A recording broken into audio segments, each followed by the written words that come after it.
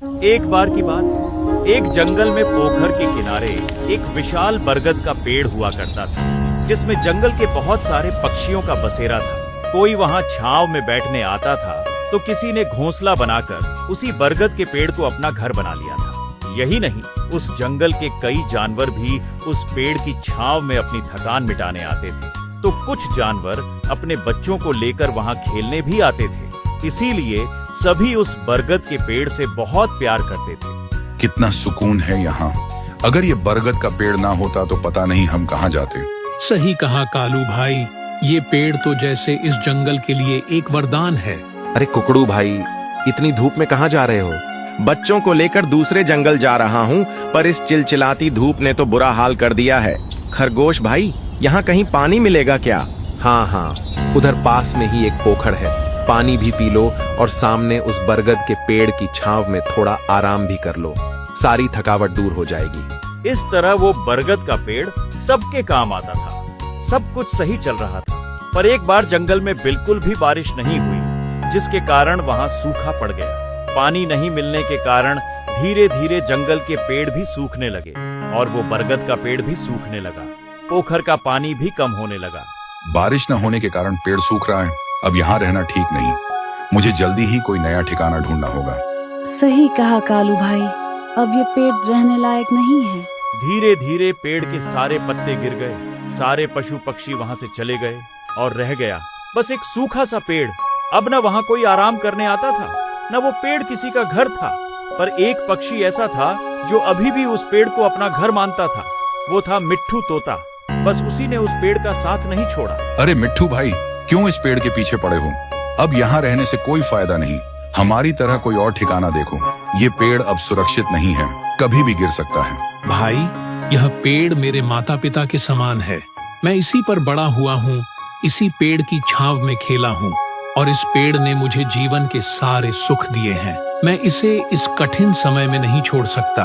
यह मेरी सबसे बड़ी खुदगर्जी होगी।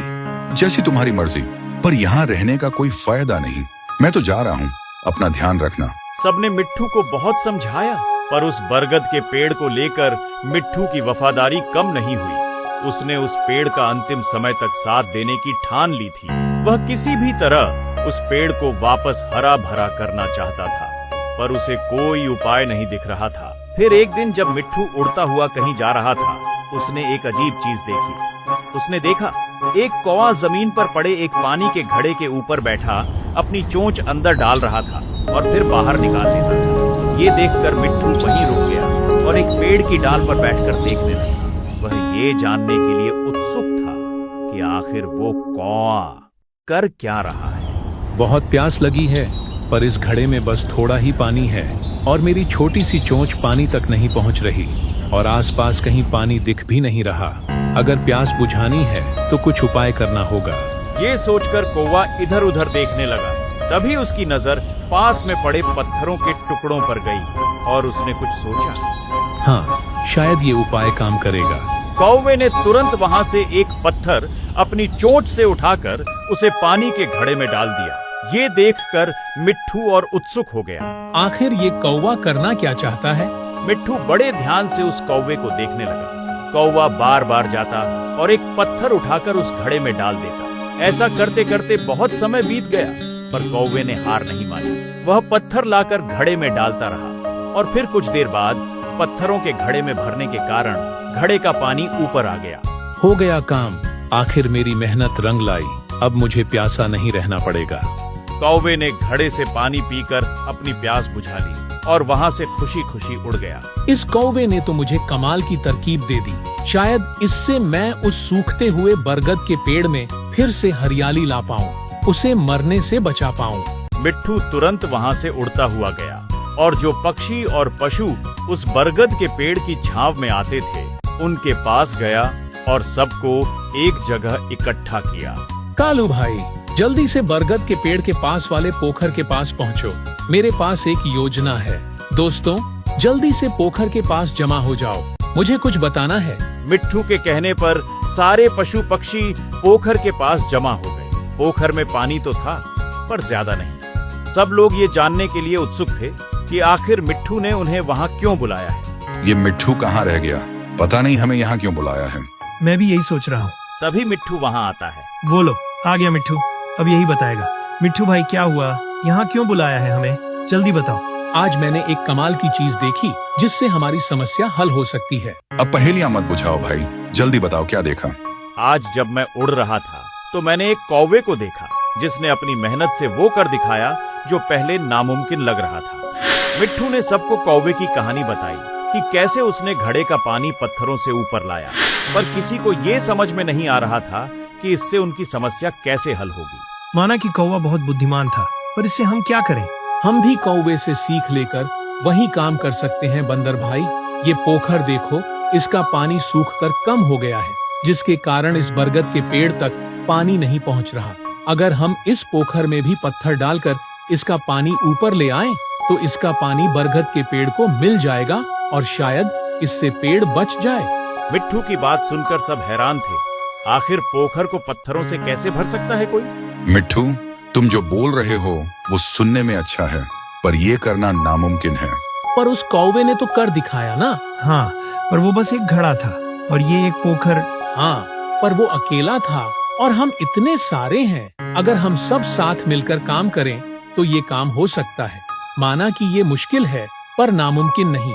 आखिर इस पेड़ ने हमें इतने सालों तक अपनी छांव का सहारा दिया है, इसके लिए हमें एक कोशिश तो करनी ही चाहिए। धीरे धीरे मिट्ठू की बात से सब लोग सहमत होने लगे और सब ने फैसला किया कि वो पेड़ को बचाने की एक कोशिश जरूर करेंगे। तुम सही कह रहे हो मिट्ठू, इस पेड़ ने हमें बहुत सुख दिया है, हम इसे ऐसे सूखने नहीं देंगे। हम तुम्हारे साथ हैं। बस फिर क्या था, अगली सुबह सभी पशु पक्षी अपनी शक्ति के अनुसार पत्थर लाकर पोखर में डालने लगे। सुबह से शाम हो गई, पर सब बिना थके पत्थर डालते रहे और उनकी मेहनत रंग लाने लगी। जैसे जैसे पत्थर पोखर में भरता गया, पोखर का पानी ऊपर आने लगा और फिर वही हुआ जो मिट्ठू ने सोचा था। पोखर का पानी इतना ऊपर आ गया कि बहता हुआ बरगद के पेड़ की जड़ों तक पहुंचने लगा। सब यह देखकर खुश हो गए। आखिर हमारी मेहनत रंग लाई। देखो, पोखर का पानी पेड़ की जड़ों तक जा रहा है। हाँ भाइयों, शायद अब ये पेड़ बच जाए। आखिर सबने मिलकर पेड़ तक पानी पहुंचा ही दिया और कुछ दिनों बाद उस सूखे बरगद के पेड़ में एक पत्ता आया और जब मिट्ठू की नजर उस पत्ते पर पड़ी तो खुशी से उसका ठिकाना नहीं रहा। उसने जाकर सभी जानवरों को वहां बुलाया। दोस्तों, ये देखो, पेड़ में पत्ता आया है।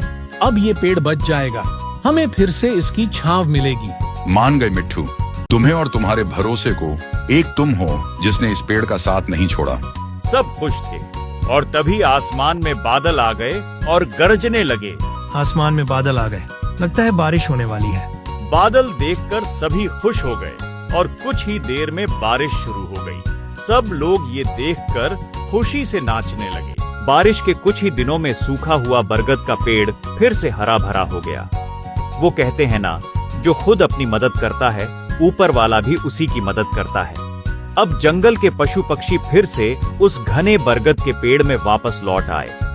अब सबको इस बात का सुकून था कि उनकी खोई हुई जगह फिर से उन्हें मिल गई।